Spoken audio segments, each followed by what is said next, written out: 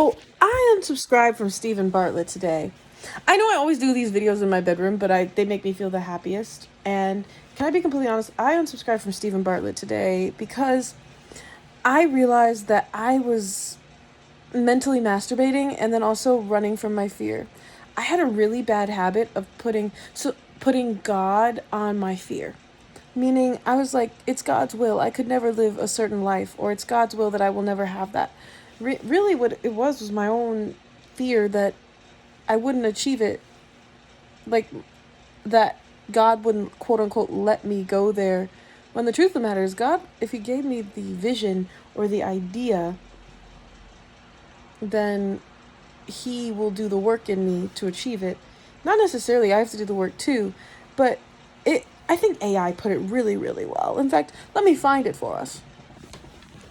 And instead of doing a cutscene, you sit and watch me do this because I do not know how to edit, and I will not be editing because I'm an editing master in my own mind. So, God is not the author of scarcity, which I thought was really, really important. But the mindset was, when I doubt I can have a great life, a successful business, financial stability, the things I want and desire, I sometimes tell myself, maybe this isn't God's will for me.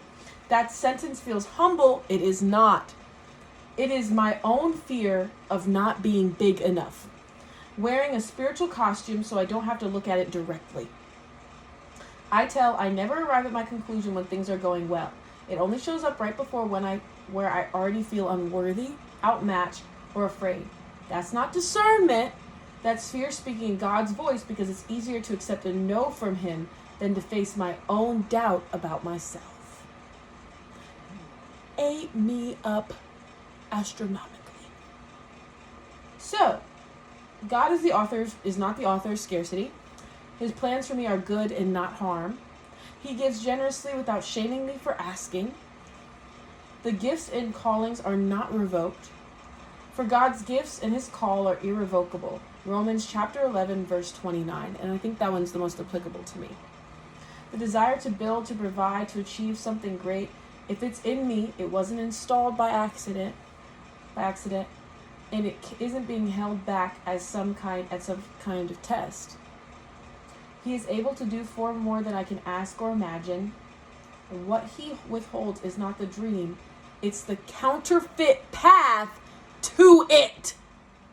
Oh, that was a bar. Sometimes the delay isn't no. It's protecting me from getting there, broken, controlling, or alone. So I can actually enjoy what I build instead of being consumed by it. And that was why I had to do like a mass deletion of all the people that I was following, because I was running from fear. This idea that I can't do this thing because I don't believe God will do it for me was really me being like, I doubt myself. And saying that I don't have a dream was a lie. I do have a dream. I just doubt that it will ever come to fruition. And doubt is the opposite of faith. So I need to have faith. And I think that's funny. So, is this actually God, or is it fear? Is a question I definitely need to ask myself on a daily basis. The life I want is not withheld from God, by God. I should go build it. Ooh. And maybe the old thing was like, maybe this isn't God's will for me. The new thing is, I'm afraid I'm not enough for this.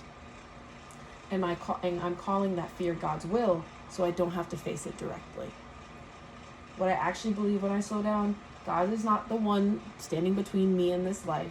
My own unresolved fear is the obstacle in front of me right now, not Him. He has already said yes to my growth and good works for my future. The pace and the shape of it are His to direct. The outcome being blocked is not. I've discovered in my journey with Christ, the actual discernment of like work has been the hardest part, because I think it's been the most crucial part. I find that truth of like business problems aren't really business problems, they're personal problems. I agree. Because my own mindset has been holding me back. And I free myself from it.